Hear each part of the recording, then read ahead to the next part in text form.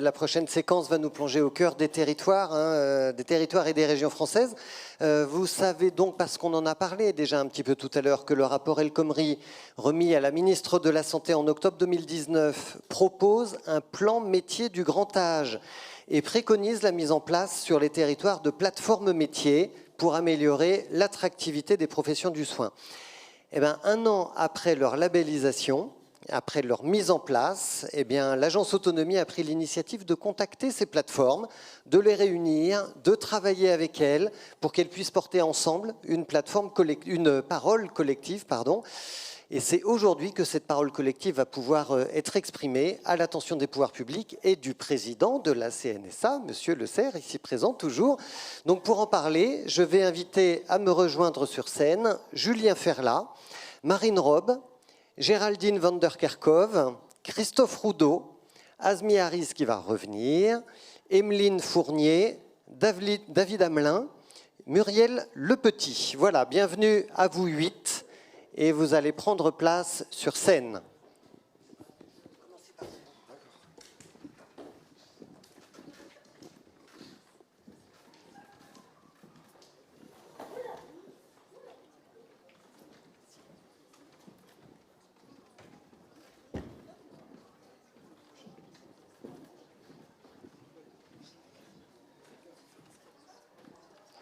Bon, ben voilà. Donc, on a finalement 8 chaises. Alors, lorsque vous avez... Merci d'abord à vous tous et à vous toutes d'être présents avec nous. Je pense que c'est un moment important. Monsieur Le Serre est devant vous. Et je sais que vous avez des choses à lui demander ou des choses à lui dire. Bon, merci beaucoup. Hein, comme ça, merci. Mohamed, comme ça, je vais pouvoir vous regarder tous ensemble. Lorsqu'on a travaillé lors de ce webinaire, on a fait 2 webinaires d'abord et on s'est dit qu'il y avait 2 façons d'aborder les choses. D'une part, quels sont les points de satisfaction qui sont les vôtres dans vos métiers, dans vos plateformes, dans votre façon d'exercer au quotidien. Et puis la deuxième chose qu'on s'est dite, c'est qu'il y a évidemment des points irritants, il y a des choses qui ne vont pas. On va en parler, évidemment. Et on va commencer, donc il va y avoir 2 temps. Le premier temps, c'est celui des points de satisfaction. Et on va commencer par Julien Ferlat. Donc Julien Ferlat, c'est pour la plateforme métier qui se trouve dans le Pas-de-Calais, c'est bien ça? Oui, tout à fait. Vous m'entendez? Ouais, on vous entend. Très bien. Donc, et alors vous avez une particularité, c'est que votre plateforme, elle est très très jeune. Alors, notre plateforme a été lancée le 1er septembre officiellement, avec la particularité de travailler avec 2 directions, donc au sein du conseil départemental, donc la direction autonomie santé et la direction des politiques d'inclusion durable. Donc on a une équipe projet qui travaille en complète transversalité et le constat qu'on fait est très positif, c'est qu'au travers des territoires, il se passe plein de choses. En fait, et qu'aujourd'hui on est plus dans une mission de valorisation et de capitalisation de l'existant, parce qu'on se rend compte que les territoires font vraiment du travail de dentelle et on est en train de vraiment capitaliser sur tout ce qui se fait actuellement. Donc vous, votre point positif, c'est qu'il y a déjà beaucoup de travail qui a été fait. Exactement. Et vous arrivez là et en fait vous bénéficiez de cet effort précédent. En fait, on se rend compte qu'il y a une réelle force sur les territoires qu'on va essayer de rassembler autour de la plateforme pour ensuite créer des actions innovantes. Mais nous, notre première mission, c'est vraiment de rassembler toutes les forces du territoire. Alors, je voudrais rappeler aussi qu'on s'est dit une chose, c'est qu'aujourd'hui, vous portez votre parole à vous, mais vous portez aussi la parole du collectif, parce qu'il y avait plus d'une vingtaine de plateformes qui étaient représentées dans les 2 webinaires, et on ne peut pas faire monter tout le monde sur scène. Julien Ferlat, qu'est-ce que vous pouvez porter comme parole collective? Et je précise la question. Est-ce que ce que vous constatez sur votre territoire, ça existe aussi sur les autres territoires? Oui, moi ce que j'ai vraiment vu au travers des différents webinaires qu'on a eus, c'est qu'il y avait, déjà il y a de l'idée. Il y a beaucoup d'idées au travers des territoires et ça c'est incroyable parce que moi je me suis beaucoup nourri de vos témoignages en me disant que waouh, il y a un niveau d'excellence qui se fait, c'est très pointu, il y a des vrais professionnels qui m'apprennent un tas de choses. Après ce serait peut-être rentrer dans la spécificité des dispositifs et du coup ça demanderait plus de temps, mais il y a un vrai savoir-faire sur les territoires et dans les différentes régions qui est très très intéressant et très inspirant. Merci. Est-ce que vous avez un dernier point de satisfaction à mentionner avant que je passe la parole à une autre plateforme métier ? Oui, effectivement. Alors, le fait qu'il y ait des plateformes qui soient mises en place, je trouve que au-delà de tout ce qu'on peut y faire, c'est déjà embarquer la société dans un enjeu pour demain. Et ça, j'ai trouvé ça très, très intéressant. Voilà. Merci à vous. Marine Robbe, vous êtes dans l'Orne. Oui, c'est ça. Et alors, quels sont les points de satisfaction que vous avez envie de mettre en avant pour vous d'abord, et puis ensuite pour le collectif ? Alors nous, en fait, on s'est appuyé sur l'association qui était existante et qui porte donc la plateforme, puisqu'il y avait un réseau d'adhérents qui, en fait, déterminait déjà un modèle intéressant, puisque c'était des structures d'insertion qui se sont mis en fait en lien avec les EHPAD, les structures d'aide à domicile, etc. Et en fait, ce modèle existant nous a porté en fait déjà une cartographie de l'existant qui permettait en fait ces échanges sur des stratégies un peu différentes que ce qu'ils avaient connu au démarrage pour de la mutualisation, pour de la participation sur des difficultés communes en fait. Et nous en fait la satisfaction c'était déjà d'avoir cet existant en fait pour démarrer notre action. Et en fait on s'est aperçu qu'en voilà en étendant, on va dire, notre action avec la connaissance des différents acteurs de l'emploi, de l'insertion, des structures employeuses, ce lien qui existait à petite échelle au niveau de l'asso se faisait plutôt bien en fait sur le premier territoire. Nous on a déployé en fait un peu plus, c'était en avril, mais on le fait en 3 phases puisque le territoire est assez grand et on s'aperçoit que voilà il y a déjà des structurations qui existent bien et pour ça c'est vrai que c'est vraiment facilitant puisque tout le monde travaille déjà en bonne relation et en bonne entente. Nous on ne fait que agir en fait dans le même sens qu'eux. Alors on a l'impression que tout va super bien partout, hein. Bon, on va voir après. Mais quand vous dites tout le monde, c'est qui ? Vous travaillez avec les missions locales ? Exactement. Avec le département ? Le pôle emploi. Le département, nous, c'est vrai qu'il a été très actif au démarrage puisque c'est lui qui a coporté au démarrage cette action puisque l'association n'était que des bénévoles au démarrage. Et donc, ils ont été là présents pour la constitution du projet. Donc, on peut s'appuyer sur les différentes structures économiques aussi, et les différentes associations aussi qui tournent autour du secteur médico-social. Je me rappelle qu'on avait parlé aussi de la présence des coachs autonomie au sein des plateformes métiers. Oui, donc nous en fait l'équipe est constituée de coachs autonomie qui en fait est un conseiller d'insertion, mais spécifiquement sur le volet médico-social. Et en fait, il y a 2 volets sur la présence du coach autonomie. Il y a la partie sensibilisation et promotion des métiers, qui est faite de façon très large, que ce soit au niveau des différents bénéficiaires qu'on peut attendre en fait au niveau de l'emploi, mais aussi au niveau des différents accompagnants, donc ça peut être auprès des CIP, on parlait de la scolarité tout à l'heure, c'est aussi au niveau des professeurs qui peuvent être aussi des acteurs essentiels en fait pour les orientations vers nos secteurs. Alors pour parler à tout le monde, attention aux acronymes, les CIP. Conseiller d'insertion professionnelle. Merci à vous. Emeline Fournier, vous êtes en Gironde. Alors, qu'est-ce qui marche bien en Gironde ? Et en particulier chez vous d'abord, avant de porter peut-être d'autres idées qui n'ont pas été exprimées jusqu'ici au nom du collectif.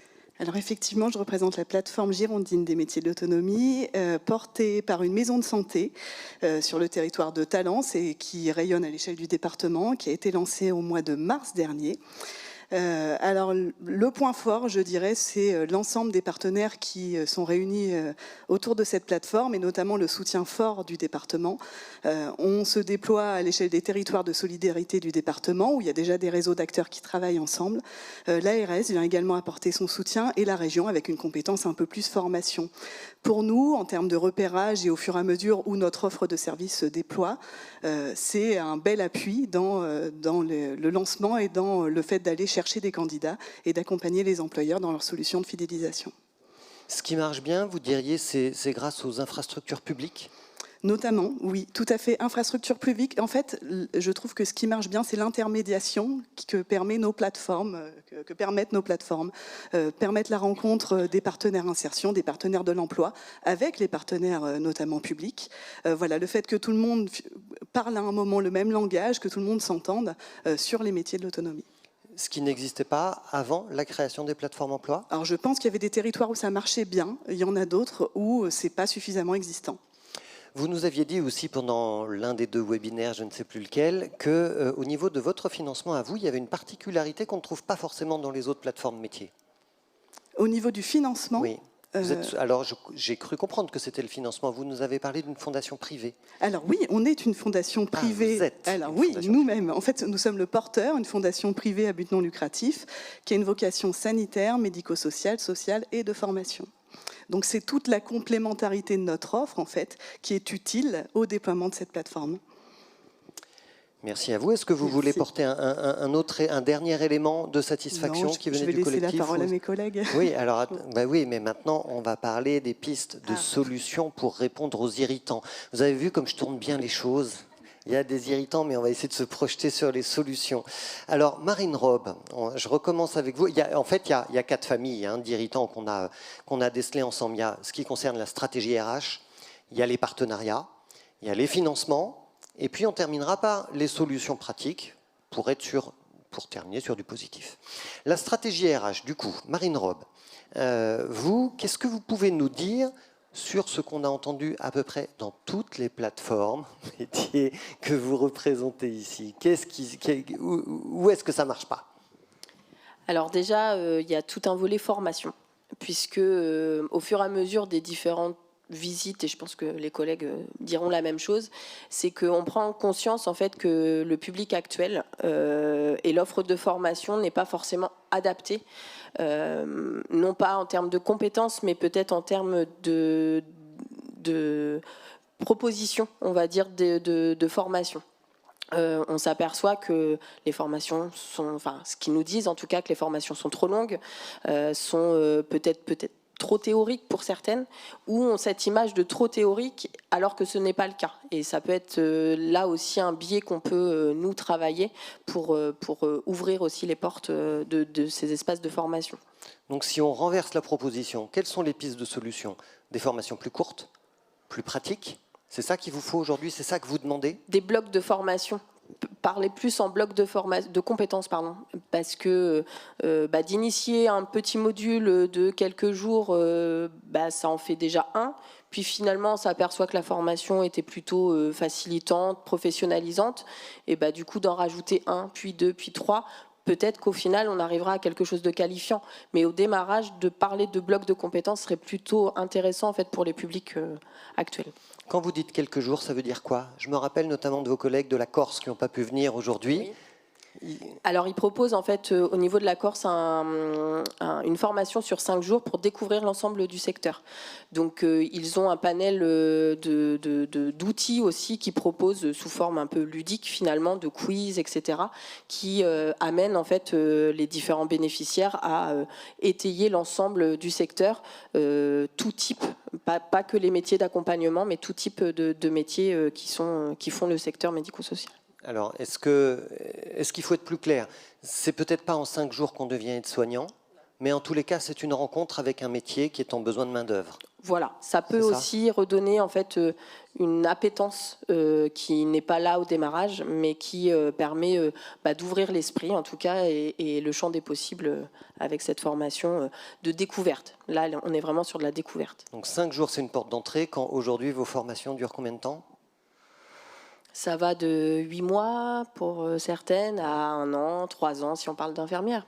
Donc on fait vraiment le grand écart entre ce qui existe et les besoins, vos besoins en tous les cas, et sans doute ceux des gens qui cherchent aussi à se reconvertir. D'accord.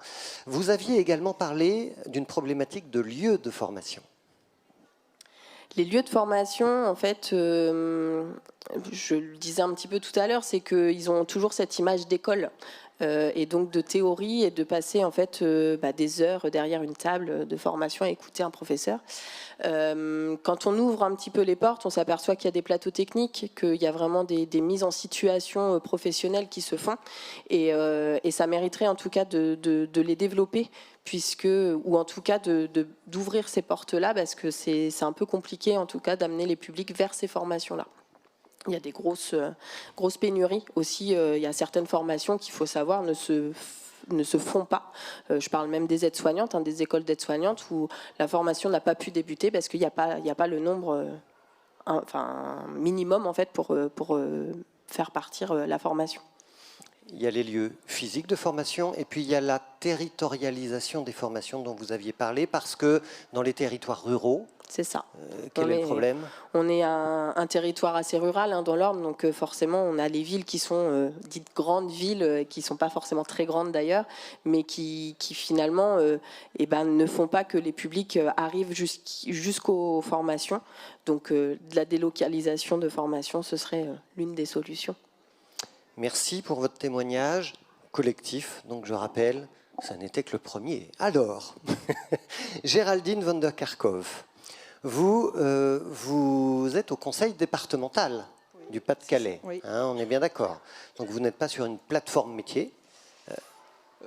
Si. Non, je suis pas si, parce que je suis dans l'équipe projet de la plateforme métier. Et le département du Pas-de-Calais souhaitait vraiment une transversalité entre les deux directions, la direction insertion et la direction d'autonomie. Donc je fais partie prenante. C'est une participation très active, en tout cas de la direction d'autonomie au niveau de la plateforme. D'ailleurs, il y a toute une partie de nos actions qui sont mises en œuvre qu'on met en œuvre encore aujourd'hui, qui intègrent pleinement les actions de la plateforme. Alors on est sur les actions dites secondaires, les objectifs dits secondaires, mais qui sont quand même en soi très importants parce qu'on tourne autour de tout ce qui est qualité de vie au travail, attractivité des métiers, la prévention des risques professionnels, voilà, et la formation aussi des cadres intermédiaires pour vraiment venir étayer et puis renforcer un petit peu le bien-être professionnel au sein de leur métier. Et nous, on sait bien qu'au bout du bout, des professionnels qui vont bien, qui sont bien formés, on aura des bénéficiaires qui seront bien pris en charge et bien soignés aussi. Et vous trouvez que la route est longue ? On est très loin de l'objectif ou on n'est pas très loin et en fait il y a un petit effort à faire encore ? Alors aujourd'hui, clairement, il y a un vrai problème de recrutement qui empêche, je pense, que les services du domicile de pouvoir avoir un service optimum. On voit les choses évoluer. C'est vrai que progressivement, les SAD revoient leur organisation. Ils ont bien compris qu'ils étaient arrivés au bout d'un fonctionnement. On arrive progressivement sur des micro-territoires, sur la notion d'équipe au sein des services, une notion d'équipe qu'on n'avait pas auparavant. On était plutôt sur une intervention individuelle, c'est-à-dire l'auxiliaire de vie était seul au domicile. Aujourd'hui, on a l'équipe qui apparaît. Donc on voit ces évolutions-là apparaître progressivement et si on arrive à dépasser progressivement ce problème de recrutement, il y a une vraie volonté en tout cas des services de réfléchir autrement et de faire en sorte que leurs salariés puissent être, en tout cas, aller bien et bien soignés. Et alors, je ne sais pas si vous en avez parlé autrement, c'est possible, mais vous avez utilisé une expression sur laquelle je voulais revenir, c'est que vous aviez insisté en disant qu'il fallait accompagner l'intégration des salariés. Ouais, est-ce que c'est la QVT, la qualité de vie au travail dont vous parliez, ou c'est autre chose ? Non, alors c'est un plan d'accompagnement global, où on a plusieurs actions. On a une première action qu'on mène autour de la notion d'absentéisme, donc on accompagne les services individuellement autour de l'absentéisme. On a une autre action qui tourne autour de la prévention des risques professionnels. On a une action qui est la formation des cadres intermédiaires, et on a effectivement cette dernière action qui vient sur la question de l'accompagnement des nouveaux professionnels, le parcours d'intégration des nouveaux professionnels. Donc l'idée, c'est vraiment de permettre au service du domicile, dès l'offre d'emploi, de réfléchir à comment je vais intégrer mes professionnels tout au long de leur parcours, c'est-à-dire l'offre, comment je les accueille, comment je les forme, la notion de tutorat, et l'accompagner jusqu'à ce qu'ils soient complètement autonomes dans leur mission. Voilà. Merci pour votre témoignage. Merci. Christophe Roudot, vous êtes... Bonjour Christophe. Donc, bonjour. Si ça fonctionne, oui. Alors, je ne suis pas Christophe Roudot, je suis Manon James. Voilà, je vais le représenter aujourd'hui. Je suis chargée de projet de la plateforme des métiers de l'autonomie au département de Loire-Atlantique. Donc, Christophe Roudot, c'est le pilote. Donc voilà. Nous, notre plateforme, elle ressemble un petit peu à celle du Nord-Pas-de-Calais. Ce qui est effectivement, moi, je suis rattachée au service insertion et emploi, mais on travaille en proximité avec la direction de l'autonomie. Notre plateforme est nouvelle aussi, parce qu'elle a commencé au mois de mai. On a signé la convention au mois de mai. Donc ça commence à se mettre en place, à se roder. On travaille avec différents partenaires, avec l'ARS, la région, la DETS, ensuite les employeurs, les organismes de formation, etc. Et donc le consortium reste ouvert. Donc, voilà, j'en profite pour ouvrir une parenthèse, parce qu'on avait dit qu'on le dirait, donc je vais le dire. C'est qu'en fait, la parole qui vous est portée maintenant provient des plateformes labellisées et non labellisées, ou pas encore en tous les cas. Donc c'est intéressant aussi de savoir que, le travail collectif a été fait, y compris avec des plateformes non labellisées, et qu'en fait tout le monde porte la même parole en tous les cas, et qu'il y a des intentions de création et de labellisation de nouvelles plateformes. Mais je vous laisse continuer, du coup, voilà, en matière de stratégie RH, voilà, qu'est-ce que vous, dans votre plateforme Loire-Atlantique, qu'est-ce qui vous semble important de souligner maintenant ? Alors là, du coup, alors si on parle encore des freins, si on est toujours dans les freins, ce qui avait été relevé, je pense assez globalement, il y a un souci de faire venir, parce qu'on peut aussi mettre en place des forums, des job dating, mais le problème, c'est de faire venir des futurs candidats, parce qu'il faut vraiment travailler aussi en amont sur l'attractivité des métiers, donc mettre en place des choses. C'est ce que vous aviez appelé, pour plusieurs d'entre vous, le sourcing des candidats, en fait, oui, c'est ça. Alors, c'est quoi les solutions que vous envisagez? Qu'est-ce qu'on met en place? De quoi vous avez besoin pour vous aider? Alors, j'imagine que pour améliorer ça, c'est vraiment le travail sur l'attractivité des métiers, la connaissance de ces métiers-là, peut-être aussi le croisement entre les offres de formation et les métiers existants, et les employeurs, et aussi faire connaître ces métiers et les populations aux jeunes, donc aux collégiens, aux lycéens, et faire changer l'image des métiers, mais aussi des publics. Donc nous, on est sur les personnes âgées et le handicap. Donc je sais pas si je crois que c'est pas le cas forcément de toutes les plateformes. Donc vous êtes en train de parler à la fois de communication, d'outils de communication, de circuits de communication pour aller toucher différentes cibles de public, mais vous êtes aussi en train de parler de rémunération dans l'attractivité des métiers pour effectivement donner des perspectives aux candidats, des perspectives de revenus et donc de bien vivre leur métier. Donc en fait, ça recouvre beaucoup de choses. C'est ça, et de qualité de vie au travail et de reconnaissance du travail. Donc en fait, c'est vrai que faire venir les candidats, c'est répondre à toutes les actions dans lesquelles on s'est engagé dans la plateforme des métiers de l'autonomie. Alors, je ne sais pas si vous demandez au président de la CNSA de relever les salaires de toutes les personnes qui travaillent. Ça serait une bonne solution. Je ne suis pas sûr qu'il sera capable de le faire, mais il nous le dira tout à l'heure. En tous les cas, c'est un point qui est revenu à beaucoup de reprises. Voilà, l'attractivité de vos métiers, elle passe par beaucoup de choses. Merci, Manon James. On va passer au deuxième point. Piste de solution en termes de partenariat avec Azmi Ariz, qu'on a déjà eu tout à l'heure sur notre table ronde, donc qui est de l'agence Autonomie. Voilà, quels sont les irritants que vous percevez chez Autonomie et comment les partenariats sont des réponses à ces irritants-là et quelles formes peuvent prendre ces partenariats? Les irritants, je pense qu'on a évoqué lors de la première table ronde, c'est la question du sourcing. Sourcing pour les employeurs et sourcing pour les organismes de formation. L'offre de formation, quelles que soient les régions, je pense qu'il est excessivement riche. En tous les cas, il y a matière. Maintenant, peut-être il faut diversifier cette offre-là, il faut les adapter par rapport à des bassins, parce que parfois on a des périodes de l'année où il manque, parfois on a des territoires où il y a un manque. L'agence Autonomie sur cette question-là, elle anticipe justement, parce qu'elle a son fonds d'achat de formation spécifique, donc elle abonde l'offre, le catalogue de formation de nos conseillers. Néanmoins, ce n'est pas le cas sur d'autres plateformes. Donc on voit bien un niveau de maturité qui diffère d'une plateforme à l'autre. La question du partenariat, elle vient en réponse à la question du recrutement par anticipation des chiffres qu'on a évoqués tout à l'heure. On voit bien qu'on va aller vers une vague très importante qui nécessite une mobilisation massive du service public de l'emploi. Du coup, les plateformes, si elles puissent travailler avec des gros opérateurs comme les agences Pôle emploi, comme le réseau départemental des missions locales et particulièrement les cellules d'insertion des différents départements, elles vont pouvoir sourcer un flux très important de candidats, en tous les cas avoir de la chance de rencontrer un maximum de candidats pour promouvoir le secteur de service à la personne. Ce flux-là, si malheureusement il n'y a pas de collaboration avec le SPE, on va rester sur un système qui est plutôt, ce que je peux qualifier d'amateur, d'aller sur des sessions de promotion dans certains établissements, certaines collectivités, et on va rester toujours en dessous de la capacité d'absorption et de recrutement de nos opérateurs emploi. Donc le SPE, Service public de l'emploi. Service public de l'emploi. Donc l'une des solutions qui peut être pas portée, en tous les cas, moi c'est l'appel que je lance aujourd'hui. Sur l'agence autonomie, on a anticipé parce qu'il y a un soutien politique très important, de la fois du conseil départemental des Hauts-de-Seine et des Yvelines. Et en même temps, on a un soutien des services de l'État. Et lorsqu'on parle d'animation du service public de l'emploi, le pilote de ce sujet-là, c'est les préfectures.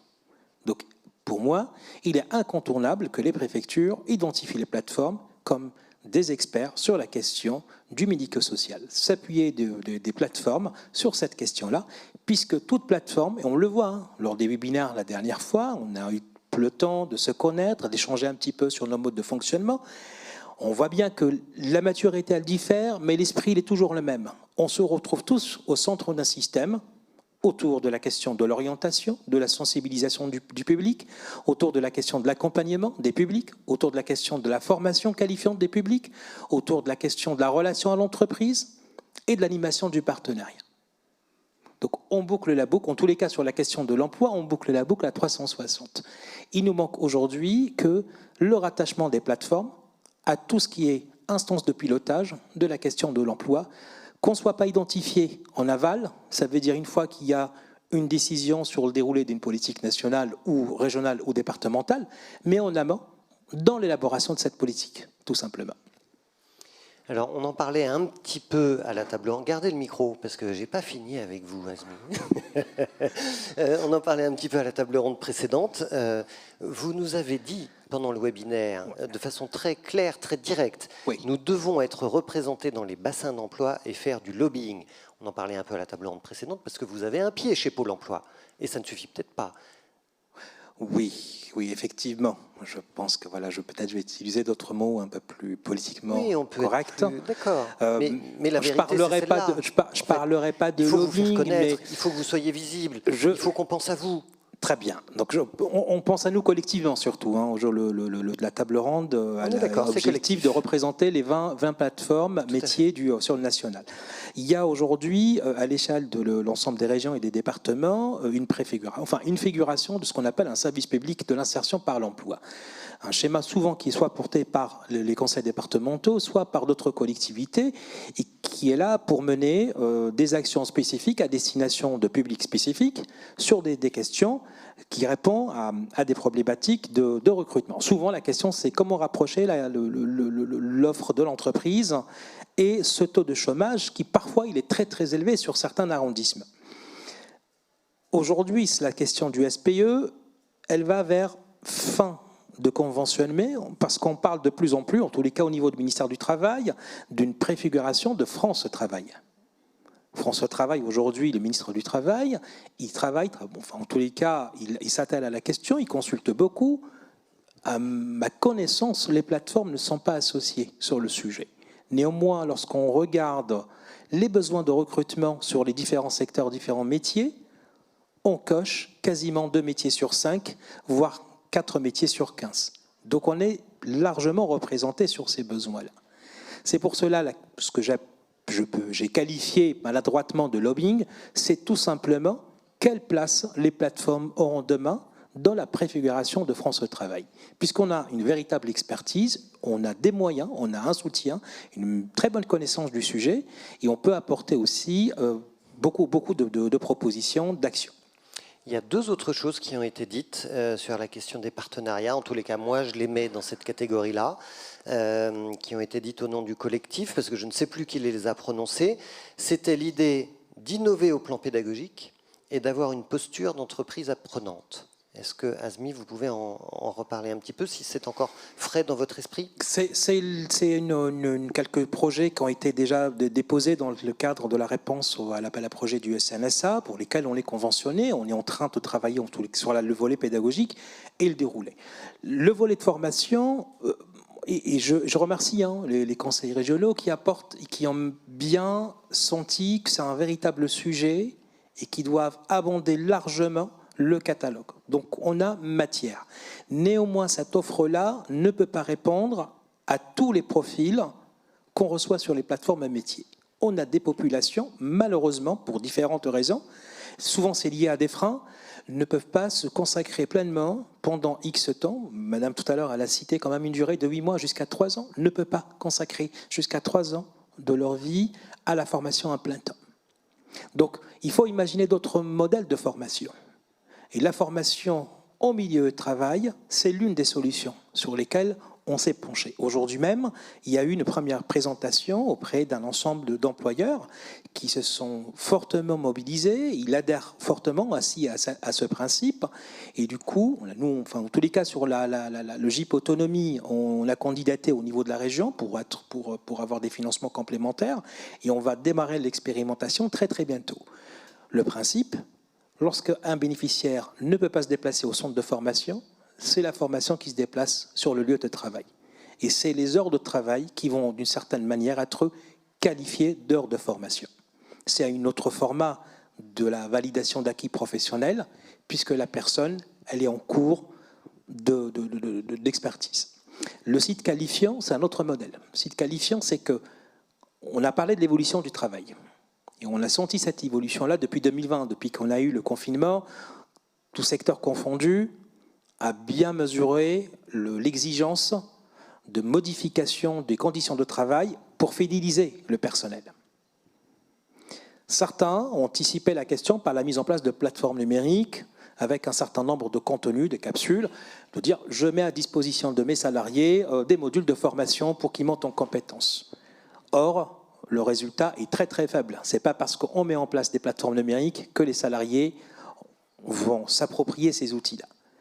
Une entreprise apprenante, c'est une entreprise qui se met déjà en mode de fonctionnement pour s'approprier une véritable culture, une organisation et des process pour que chaque individu soit aussi en posture d'apprentissage. Et c'est l'addition de tous les collaborateurs de cette entreprise-là qui fait le total des compétences de l'entreprise. L'agence Autonomie, elle a cette vocation-là pour accompagner des entreprises dans cette démarche-là, pour leur faciliter la mise en œuvre de cette organisation, la mise en œuvre de tous ces process, par le catalogue de formation qu'on va porter et par les plateformes de formation qu'on va porter.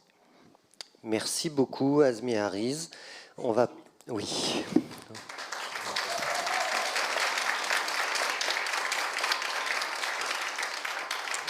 Alors, le troisième point qu'on va aborder ensemble, c'est celui du financement. Ah, l'argent, le nerf de la guerre. Et donc, évidemment, ça crée des tensions quand il n'y en a pas. Emeline Fournier, vous représentez la plateforme métier de Gironde. Tout à fait. Non, celle de Gironde. De Gironde, du département. D'accord. Racontez-nous un petit peu, globalement, ce que vous voulez nous dire en matière de financement, en votre compte et au compte du collectif.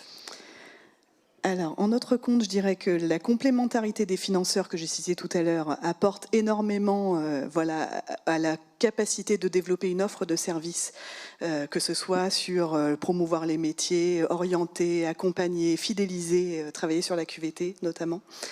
Qualité de vie au travail. Oui, pardon, QVCT même maintenant, qualité de vie et conditions de travail. Voilà, ça sur le point des financements, en fait, on s'aperçoit que toutes les plateformes ont fait des démarches un peu spécifiques pour aller chercher des financeurs complémentaires. Voilà, et je trouve que sur les plus qu'on pourra apporter, c'est aussi sur l'animation globale de toutes nos plateformes, avoir un peu la liste de tous les financeurs potentiels qui pourraient amener des plus et nous aider à déployer des actions supplémentaires. Bon. Vous nous avez dit pendant ces webinaires qu'il fallait notamment pouvoir proposer des CDI, des contrats à durée indéterminée à vos salariés, parce que les contrats de 3 ans, ça ne suffit pas. Autrement dit, en termes de financement, qu'est-ce que ça veut dire ? En termes de financement, c'est qu'au sein de nos plateformes, on recrute, nous aussi, notamment des conseillers ou des chargés de mission emploi, insertion, formation, qui vont être sur le territoire pour accompagner les candidats et pour accompagner aussi les employeurs dans leur recrutement et dans la fidélisation. On est sur un projet de 3 ans au sein de notre convention, et je n'étais pas la seule. Nous n'avons pas la possibilité de faire comme ce qui existe dans le BTP, les CDI de chantier. Donc on est bloqué, on leur propose finalement un contrat d'1 an, évolutif vers 18 mois, et puis sur un projet de 3 ans, ça voudrait dire qu'en cours de route, on s'arrête et on change d'équipe. Donc c'est quand même vraiment perturbant. Donc voilà, on attend un peu des signaux forts vraiment pour savoir quelle va être la pérennité de ce dispositif, comment est-ce que ça va évoluer. J'ai bien conscience qu'on est au balbutiement, mais voilà. Et ou de solutions à travailler avec nos branches professionnelles pour essayer d'avoir ce qu'on appelle ces CDI de chantier. Oui, parce que la CDI de chantier, la problématique, c'est pas celle de changer le droit du travail, c'est pas ça. Les contrats, les CDI existent pour tout le monde. Donc en fait, c'est la façon de vous projeter, vous, dans le long terme. C'est ça dont vous avez besoin. Tout à fait, exactement. On est au balbutiement, donc voilà, on voit bien l'ensemble à la fois des partenariats nouveaux que les plateformes apportent, que l'offre de services aussi se déploie, et on vient vraiment avoir une casquette spécifique métier de l'autonomie. Demain, voilà, je trouve qu'au niveau des partenariats et de ce qu'on évoquait tout à l'heure, d'être présent au niveau du service public de l'emploi, c'est aussi venir mettre ces spécificités métiers et cette compétence spécifique, connaissance du secteur, des employeurs métiers de l'autonomie. Et donc, voilà, 3 ans, c'est bien pour initier un projet, et en même temps, pour se projeter, c'est encore peu. Et quand vous réclamez sur votre territoire cette demande-là, qu'est-ce qu'on vous répond? Pourquoi on vous dit que ce n'est pas possible? Alors, on ne nous dit pas que ce n'est pas possible, on nous dit qu'il faut attendre de voir un peu le dispositif qui va évoluer au fur et à mesure. Comme s'il n'y avait pas d'urgence et comme si les besoins n'étaient pas si importants. Et voilà, et pourtant, voilà, les chiffres parlent d'eux-mêmes, les besoins sont plus qu'importants et surtout vont s'accentuer. La problématique est là, c'est qu'avec tout l'effort que peuvent faire nos plateformes d'aller chercher finalement des candidats qu'on ne trouve plus, donc d'aller chercher des candidats plus éloignés de l'emploi, de les mener petit à petit et progressivement avec un accompagnement, travailler avec des agences insertion vers nos métiers. Voilà, effectivement, ça demande du temps et on a besoin de ce temps-là dans l'urgence qui est la nôtre actuellement. Et donc il y a la question de la durée des contrats et il y a de nouveau la question de la rémunération. Tout à fait. Qu'est-ce que vous demandez comme niveau de rémunération? Est-ce qu'on peut en parler un petit peu?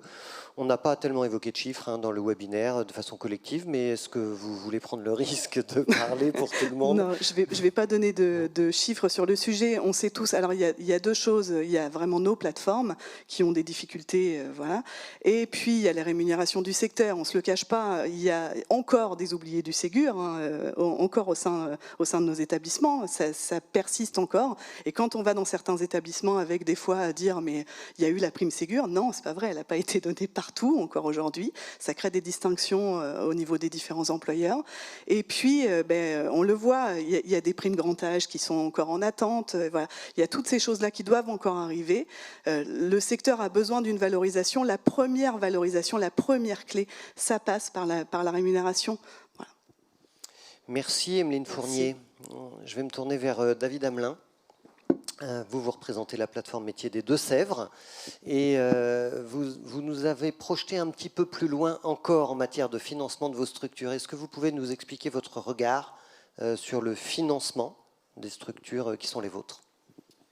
Oui, alors peut-être en amont, c'est vrai que je suis directeur d'une association qui s'appelle Le Centre, qui porte une plateforme départementale en Deux-Sèvres, qui est lauréate voilà, de l'appel à projet de la CNSA. Et c'est vrai que notre association porte une autre plateforme qui existe depuis plus de 10 ans maintenant sur le département voisin de la Vienne. Donc on a 2 modèles et 2 choses très très différents en termes de financement et potentiellement en termes de perspective. Alors c'est vrai que grâce à l'appel à projet de la CNSA, on travaille déjà dans ce département des Deux-Sèvres depuis quelques années, développer voilà, une plateforme qui à la fois s'adresse au secteur du handicap, au secteur des établissements, au secteur du domicile et, quand on parle du domicile, y compris le champ du particulier employeur. Donc effectivement, on oublie à peu près personne dans le spectre de nos interventions. Donc effectivement, tout ce qui était dit sur la pérennité des plateformes issues de l'appel à projet de la CNSA se pose en tant que tel. Cela étant, l'expérience faisant, et puis pour avoir connu alors, certaines plateformes qui ont disparu ou certaines qui n'ont pas répondu à l'appel à projet de la CNSA, je le dis, par exemple de la Vienne, nous n'avons pas répondu à l'appel à projet de la CNSA. Pourquoi ? Parce qu'on n'avait pas besoin, puisque du coup nous avions déjà largement, entre guillemets, de quoi fonctionner. Et aujourd'hui, enfin, un des éléments moi, qui me paraît important, effectivement, et ça a été souligné, moi je notais sur l'intervention de M. Le Serre sur la difficulté qu'il y a à avoir à réunir tous les parties prenantes, y compris les financeurs, hein. Je parle de l'État, les DRETS, les DETS, l'ARS, bien entendu les régions, enfin les collectivités dans leur diversité. On n'a pas beaucoup parlé des collectivités également, comment dire, les communautés de communes ou les agglos, qui ont une compétence économique, emploi et insertion. C'est vrai qu'on pense beaucoup au département, et évidemment, c'est plus que normal et naturel. Mais il est vrai que nous, jusqu'ici, on a travaillé, enfin j'anticipe peut-être sur des questions, mais vraiment sur une logique de, voilà, secteur de service de l'aide à l'autonomie, c'est un secteur aussi économique. C'est un secteur qui crée de l'emploi, qui répond à des besoins très spécifiques, d'utilité sociale. Et effectivement, dans les discours, dans les pratiques, dans nos résultats, je prends l'exemple du département de la Vienne, mais nous ferons la même chose dans le département des Deux-Sèvres. Et c'est déjà engagé pour nous dans cette démarche-là, d'effectivement, de se dire qu'en 2-3 ans, certainement, on se passera, peut-être que la CNSA sera au rendez-vous ou pas, entre guillemets, ou d'autres acteurs, pour justement fédérer la communauté des acteurs légitimes. Ils sont nombreux, puisqu'on peut parler aussi des fonds européens, d'acteurs privés. Hein, ça a été cité ici, à G2R, la mondiale, nous, typiquement, nous soutenons sur les 2 départements, sur des parcours emploi, et depuis de nombreuses années, et ça produit des résultats aussi très intéressants. Donc c'est l'hybridation de financement public et privé. Ça demande, le bémol à tout cela, ça demande à ce que les structures développent de l'ingénierie financière. Et ça, aujourd'hui, je pense que peut-être que c'est dans la culture commune qu'on doit avoir avec les anciennes ou les nouvelles plateformes, avoir cette capacité-là, nous aider aussi à ce que ça soit possible. Mais je pense qu'il y a des possibilités, et aujourd'hui, c'est la préoccupation, mais on l'a entendu depuis ce matin, je n'étais pas là, mais tout au long de l'après-midi, c'est une préoccupation de très nombreux acteurs publics, voire privés. Donc je pense qu'on pourra... Alors je veux bien qu'on creuse un petit peu cette idée-là, parce que vous avez eu cette expression, vous avez dit il faut peut-être qu'on change d'approche, qu'on change notre approche du développement économique de nos structures. Qu'est-ce que ça veut dire précisément dans votre esprit ? Mais presque, j'allais dire, de façon en miroir, tant peut-être des plateformes en tant que telles, bon, en devenir. C'est vrai que c'est compliqué pour des structures qui démarrent, ou voilà, on ne peut pas se projeter de cette façon-là. Il faut déjà qu'on atterrisse. Et je le prends pour les Deux-Sèvres, on est en train d'atterrir aussi. Donc la question ne se pose pas. Il y a plein de paramétrages en cours, et j'espère qu'à l'issue, on sera en capacité de montrer des bilans qui soient satisfaisants, etc. Mais c'est aussi de poser cette question d'approche. Aujourd'hui, si on pense aux employeurs, c'est vrai qu'on en parle en définitive pas tant que ça, parce qu'on se dit, voilà, il y a des besoins, mais au final, les salariés, ils n'ont pas vocation à rester dans nos plateformes ou en insertion ou à Pôle emploi, etc. Aujourd'hui, c'est vrai que alors je pense plutôt pour le domicile, peut-être un peu moins pour l'établissement, mais quand même, aujourd'hui, les salariés, certes, qu'on amène dans les structures, n'y reste pas forcément non plus. Donc c'est pour ça aussi que l'appel à projet de la CNSA était intelligent, puisqu'il proposait d'emblée qu'on puisse penser aussi la QVT, éviter la désinsertion professionnelle. Moi, je prends sur nos départements, sur un sondage sur la base de 15% des établissements, EHPAD plus domicile, on perd 50 équivalents temps plein par département liés à l'accident du travail ou maladies professionnelles. De ce qu'on enregistre, enfin, et on sait que la branche AT-MP, elle ne saisit pas tout des départs, même liés à la santé. Donc il y a des dimensions importantes de ce côté-là. Et ça veut dire aussi que du côté des entreprises, on a eu la question des accompagnés sur du tutorat, etc., c'est prioritaire, mais il faut aussi qu'elles pensent, c'est là aussi, c'est dans le filigrane de nombreuses interventions, la manière de conserver les salariés, et peut-être de les accompagner aussi. C'est quelque chose qui est un peu compliqué à mener, parce qu'aujourd'hui, ça peut se mener par l'innovation, mais il faut aussi accompagner ça. Les régions, c'est aussi leur cœur d'activité. Je pense qu'elles doivent être au rendez-vous, les agglos aussi, pour peut-être aussi changer la manière dont les métiers sont conçus. Je vais donner l'exemple, aide technique, aide humaine. Aujourd'hui, de mon point de vue, une structure de service à domicile pourrait tout à fait conseiller, vendre de l'aide technique aussi, alors qu'aujourd'hui, ce sont des marchés complètement différents. Et les aides techniques, aujourd'hui, marchent beaucoup mieux que les aides humaines. Donc, il y a peut-être là, par exemple, un fil. Il y a des structures qui commencent un petit peu à s'y mettre, doucement. Mais voilà, je pense que vraiment, cette dimension économique, il ne faut pas le voir simplement. Elle est là, la nouvelle approche du développement économique. De mon point de vue, c'est indispensable. Sinon, en 2030, on aura loupé le rendez-vous et on parlera de 2040 peut-être. Merci, David Hamelin. On va se tourner vers Muriel Lepetit pour terminer. Donc vous êtes au conseil départemental du Calvados. Tout à fait, oui. Voilà. Oui, oui. Alors, et alors, avec vous, on change de dimension. On n'est plus sur le financement. Je voulais aborder avec vous les solutions pratiques. Et alors, il y en a eu plein, des solutions pratiques. Si vous ne les retrouvez pas toutes, je vous aiderai. Mais dites-nous déjà celles que vous avez envie de nous proposer spontanément, les solutions pratiques pour répondre aux irritants qu'on vient d'évoquer ensemble. Oui, c'est ça. C'est-à-dire que parmi les irritants, en tout cas que moi j'ai pu repérer, c'est ce qui fait partie de la première mission socle de ce qu'on doit mettre en place, et c'est valoriser et sensibiliser les métiers. Et il me semble qu'avant de les valoriser et sensibiliser à ces métiers-là, il faut bien les connaître, et que pour ça, on doit vraiment s'attacher à les faire connaître auprès du plus grand nombre. Et pour cela, il me semble que l'art et la culture peuvent être des formidables vecteurs pour faire connaître ces métiers-là. Donc, il y a déjà des choses qui existent et qui se mettent en place. Alors, l'art et la culture, concrètement, ça veut dire quoi? Concrètement, alors j'entendais ce matin des exemples concrets déjà, avec les théâtres et alors les théâtres forums. Nous, dans les idées, voilà, on pense aller sur les territoires et notamment ruraux, parce que c'est vraiment des endroits où justement l'information ne circule pas, mais il y a beaucoup de salles des fêtes. Je prends pour exemple, on a un petit village, nous, dans le Calvados, où il y a un EHPAD qui s'est doté de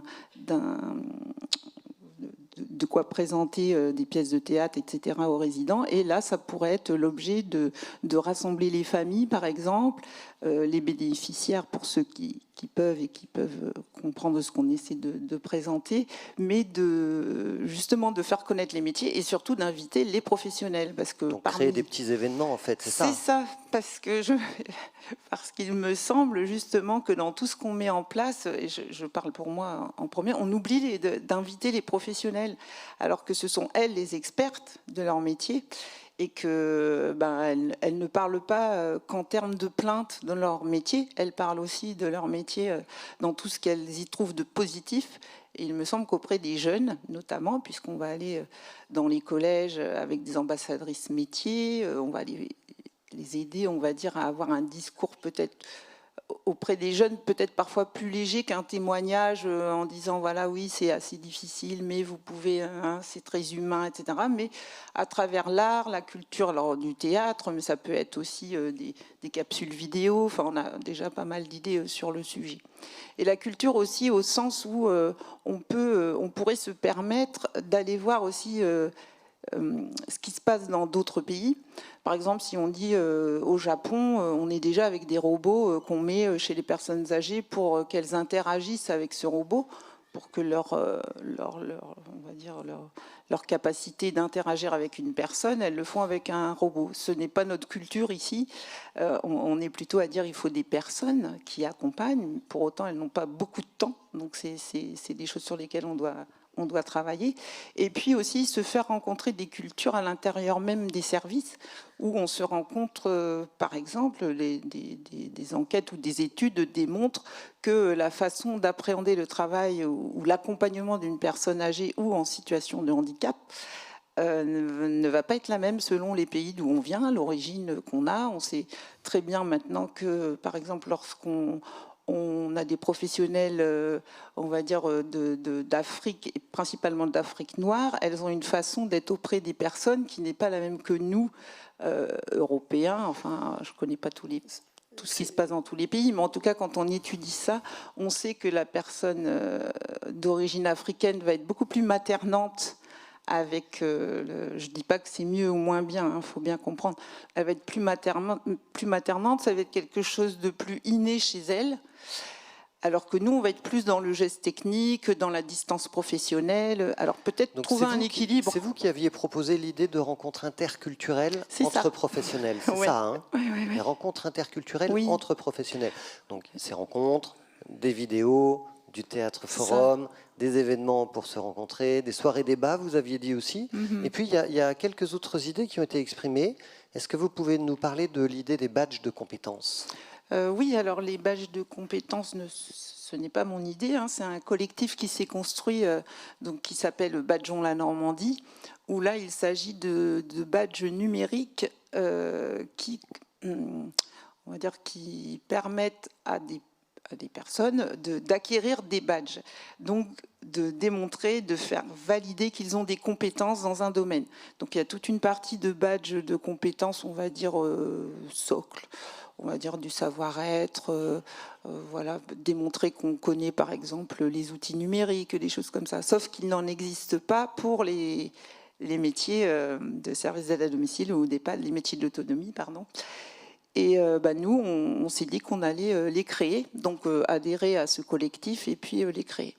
Et puis on tente, voilà, avec nos collègues de l'Orne, par exemple, déjà de se dire, bon, si on peut rêver que toute la Normandie ait une plateforme dans chaque département, qu'on ait peut-être une unité de ces badges qui concernent ces métiers-là. Donc on réfléchit à ça.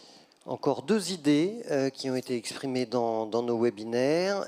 D'abord, le fait de valoriser vos métiers comme étant des métiers d'excellence. Voilà, c'est ça. Alors, le mot excellence peut peut-être faire peur, mais bon, on l'entend beaucoup en cuisine. Je pense qu'il a plu à peu près tout le monde lors du webinaire. C'est ça, moi j'appelle ces métiers-là des métiers d'excellence, des métiers remarquables. Je dis régulièrement aux employeurs qu'au contraire, on ne peut pas dire aux personnes que tout le monde peut faire ces métiers-là.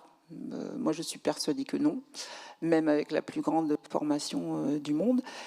C'est surtout de ne pas non plus, j'allais dire, mentir sur les métiers, c'est-à-dire de dire aux personnes, venez, c'est un métier avec une formation, vous pourrez, parce qu'on est dans une telle pénurie qu'actuellement, voilà, il y a des personnes qui intègrent ces métiers. Il faut penser quand même aux bénéficiaires avant tout, et c'est vrai que l'accompagnement n'est pas forcément de qualité, on va dire, et surtout la personne elle-même quitte l'emploi ou ses accompagnements du jour au lendemain parce que c'est trop difficile. Cette personne-là ne connaissait pas le métier, et on va la mettre comme ça auprès de bénéficiaires avec des besoins spécifiques. Et sans, voilà, si on n'a pas cette fibre, entre guillemets, ça peut être très compliqué. Dernière idée qui avait été exprimée par votre collègue des Charentes, Hervé Lalanne. Il avait proposé que vous mettiez en place, que la CNSA mette en place, qu'il se mette en place, sans désigner qui que ce soit, une marque France Autonomie. Vous pouvez nous en parler un petit peu plus? Oui, dans ce que j'ai retenu, et voilà, Monsieur Lalanne pourra dire si c'est vrai, c'est-à-dire qu'on puisse, nous, d'un point de vue national, pouvoir se dire que dans chaque département, une plateforme des métiers existe, on peut rêver, et c'est surtout qu'on soit dans un réel collectif pour ces métiers-là, et nous, les plateformes, on peut m'arrêter si je me trompe, mais on se veut quand même les experts de ces métiers-là, et de pouvoir, peut-être que vous pouvez en dire plus sur ce collectif dont il était question. Azmi, pourquoi pas? Oui, effectivement, on peut compléter. Et ensuite, je vous demanderai en 1 minute chacun, si vous avez un point à ajouter dont on n'aurait pas parlé et qui vous semble important, vous pourrez l'exprimer. Azmi, France Autonomie. Ça va être ma minute alors pour conclure. Voilà.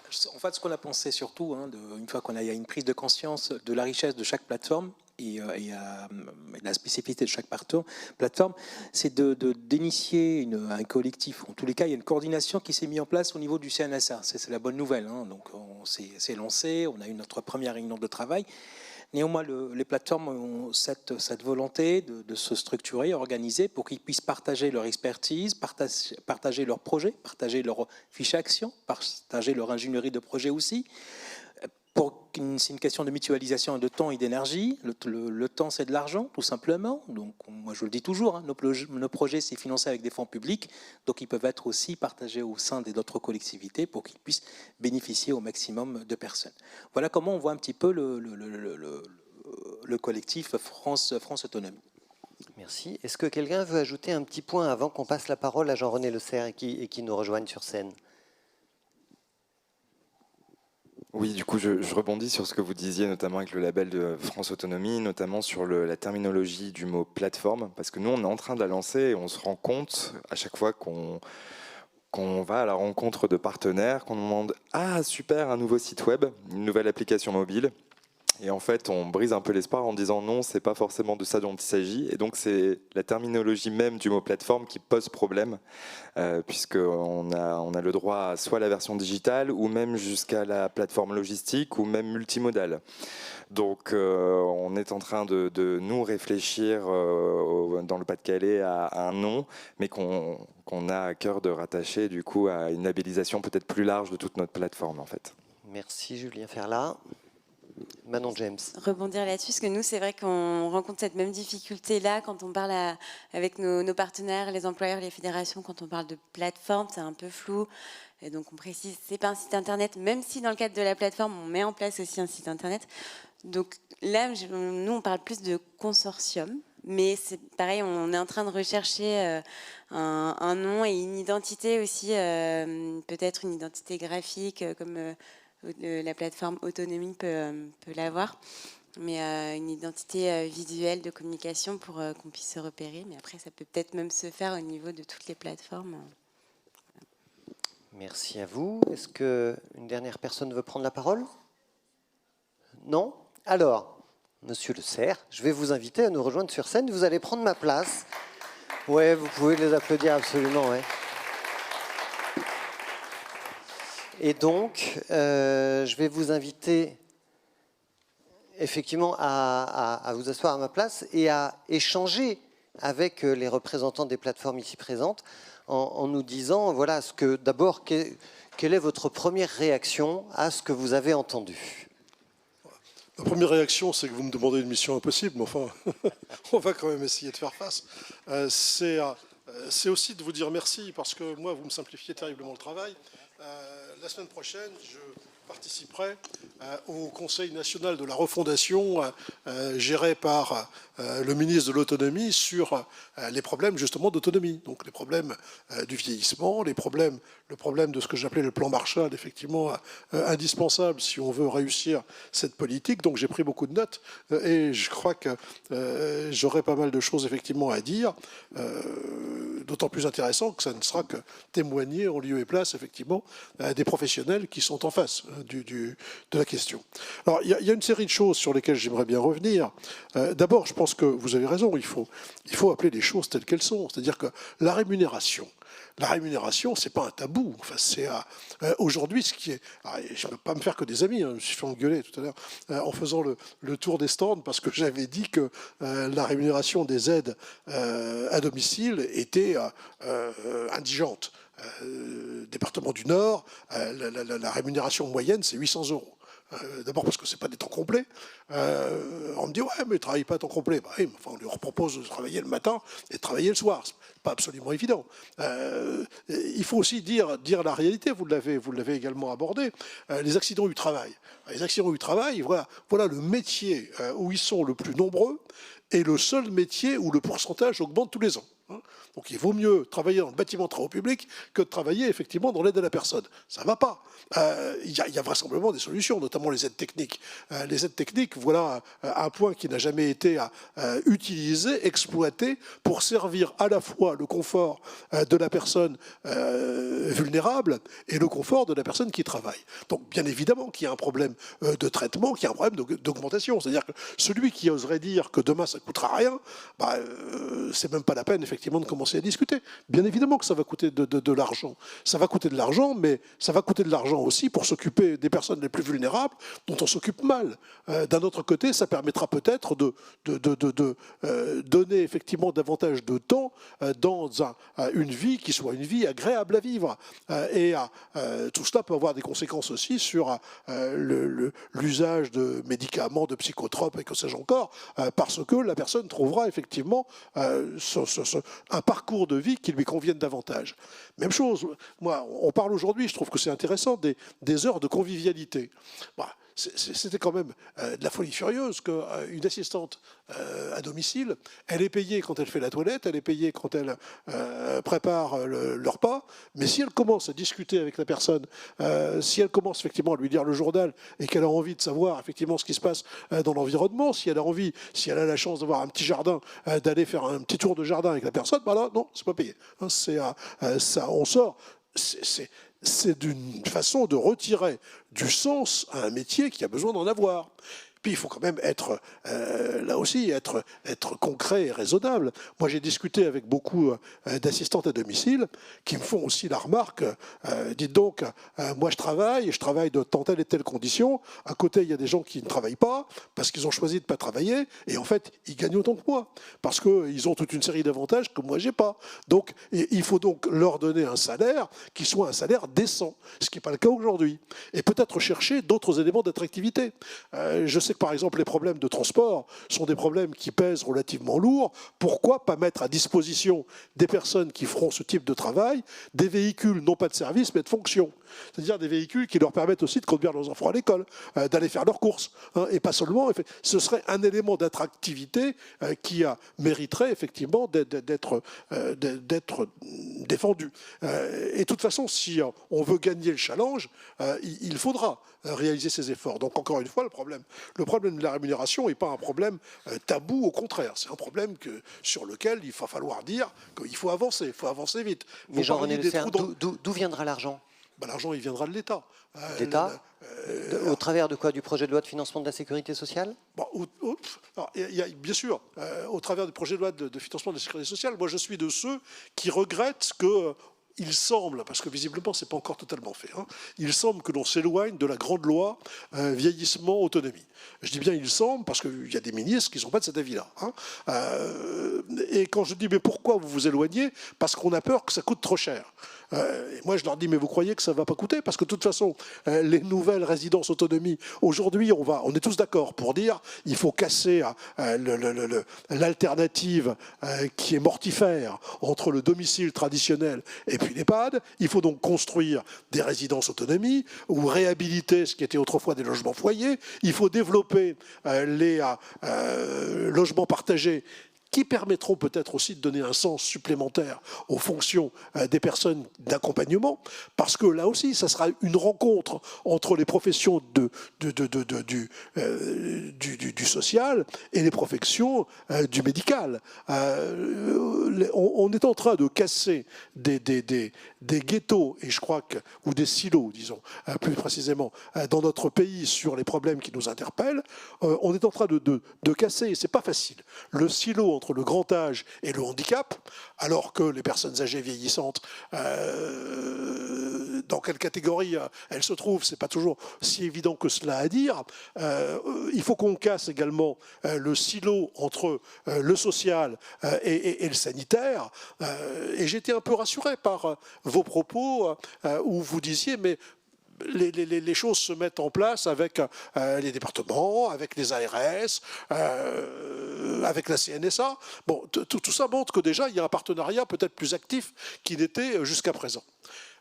Après, il y a aussi on est dans le problème de l'emploi, donc on est aussi, ça va coûter, mais ça va rapporter. Ça va rapporter d'abord parce que où on est un grand pays, où on a des valeurs, où on n'en a pas.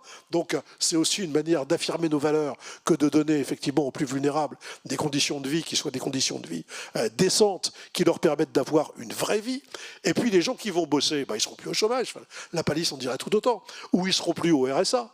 Le RSA, ça coûte, et le chômage, ça coûte. Donc moi, je préférerais effectivement que les gens soient payés davantage, soient payés à travailler, plutôt que payés effectivement à ne rien faire et en risquant effectivement de déprimer dans une situation qui en fait généralement ne convient pas.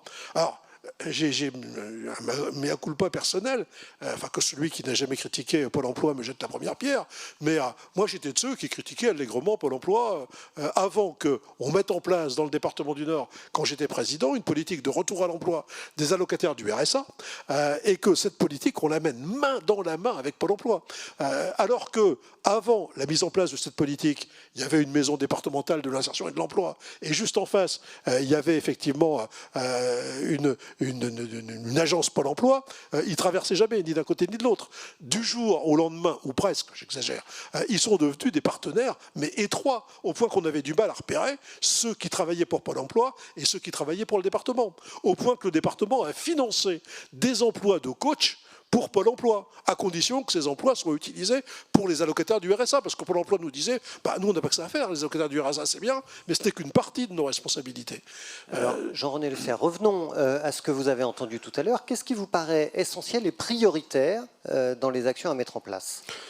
Ce qui me paraît essentiel et prioritaire, mais je le disais déjà, c'est le problème de la rémunération, c'est le problème de la communication. La communication n'est certainement pas prise de manière suffisamment nouvelle. Je trouve qu'il faudrait essayer de valoriser tout ce qui est hors cadre. Parce que dans le domaine, effectivement, qui est le nôtre, je pense qu'il faut effectivement développer les initiatives hors cadre. Actuellement, par exemple, il y a des choses extraordinaires qui se font sur les logements partagés, sur le répit pour les aidants, toutes hypothèses où les assistants de demain, les assistants en soins et en accompagnement de demain auront leur place. C'est aussi de créer de véritables carrières. Enfin, vous n'avez peut-être pas envie d'être aide à domicile toute votre vie. Donc il faut prévoir des carrières avec des passerelles. Alors, il y a beaucoup de hochements de tête. Vous êtes absolument d'accord avec tout ce que dit M. Lecerf. Vous avez le droit de reprendre votre micro et d'essayer de réagir. À la limite, c'est pas ce que je dis. J'essaie de parler au nom du Conseil, globalement de la CNSA, parce qu'on en a déjà parlé, et on va peser, effectivement, dans ce sens-là. Encore une fois, on est là pour ça. Enfin, c'est d'ailleurs le Conseil de la CNSA, de toute façon, c'est pas lui qui décide des 35 milliards et demain des 45 du budget de la CNSA. Donc, où il a un rôle de lobbying important, où il faut autant qu'il disparaisse. J'aimerais bien, effectivement, au regard du montant de votre budget, que vous nous rappeliez quels sont vos pouvoirs, votre capacité d'influence, votre capacité à intercéder en faveur des demandes qui ont été exprimées là. 35 milliards, vous avez les moyens de tout faire. Non, parce que ces 35 milliards, si vous voulez, c'est des milliards qu'on a piqués aux autres branches de sécurité sociale pour une très grande partie. C'est ce qui sert à payer, par exemple, le personnel des EHPAD, le personnel des établissements médico-sociaux. C'est ce qui sert à contribuer au financement de l'APA, à contribuer au financement de la PCH. Ce qui est important, c'est les quelques petits milliards qui restent pour les initiatives nouvelles et pour justement ce que j'appelais le hors-cadre. Mais cela, il reste. Et puis la CNSA, je pense qu'un peu à la fois, elle gagne la reconnaissance d'être un interlocuteur avec qui tout le monde veut bien discuter. Moi, je n'ai pas discuté avec l'État, mais la CNSA, bon, c'est l'État sans être l'État tout en étant l'État. Avec la CNSA, bon, ça passe encore. Les ARS veulent bien discuter avec les départements par l'intermédiaire de la CNSA. Les départements veulent bien discuter avec les ARS par l'intermédiaire de la CNSA. Alors qu'auparavant, les présidents de département, ils ne pensaient qu'à une chose, c'est à s'asservir les directeurs généraux d'ARS, et les directeurs généraux d'ARS ne pensaient qu'à s'asservir les départements. Il n'y aura pas de Big Bang territorial. Les uns et les autres continueront à exercer leurs responsabilités, c'est normal, puisqu'il y a une compétence sanitaire au niveau de l'État, et il y a une compétence sociale au niveau des départements. Mais ça n'empêche pas, effectivement, d'essayer de travailler davantage ensemble, et puis ça n'empêche pas de réfléchir quand je parlais de passerelle, est-ce qu'une aide à la personne, elle ne peut pas passer un concours pour devenir aide-soignante? Est-ce que nous, on avait bien réussi au département le retour à l'emploi des allocataires du RSA, grâce très largement à Pôle emploi. On organisait par exemple 3 fois par an des journées qu'on appelait des journées réussir sans attendre, RSA. Donc ça avait été largement préparé auparavant, et il y avait le même jour à peu près 10 000 personnes qui venaient dans les agences Pôle emploi, dans les maisons départementales de l'insertion et de l'emploi, cette fois-ci donc du département par hypothèse, qui rencontraient les chefs d'entreprise avec lesquels on avait préparé le dossier de la personne. C'était des échanges d'homme à homme ou de femme à femme, si vous voulez, le terme homme étant pris en sens générique. C'était pas des gens qui avaient le pouvoir et l'emploi, et puis ceux qui n'avaient effectivement que leur bonne volonté. Ils venaient tous faire une bonne affaire. Le chef d'entreprise qui trouvait la personne qui pourrait travailler pour lui, et la personne qui trouvait l'entreprise où elle pourrait s'épanouir. On plaçait à chaque fois sur les 10 000 à peu près pas tout de suite. D'abord 3 000 tout de suite et 8 000 au terme. C'est comme ça qu'on a fait baisser le nombre d'allocataires. Alors évidemment, on avait un pouvoir, on parlait du sourcing qui est important, un pouvoir qu'on avait sur les allocataires du RSA, c'est que celui qui ne voulait pas jouer le jeu, on avait des moyens de pression, si je peux m'exprimer ainsi. Là, dans le sourcing, on en a moins. Donc il faut être davantage séduisant, convaincant. Alors, moi, je rêve aussi à ce que le service public de la télévision, par exemple, dont on connaît l'importance, joue son rôle dans ce cadre-là. Parce que ce n'est pas nos petites machins, la CNSA s'occupe de vous, choses du même genre, qui vont changer grand-chose.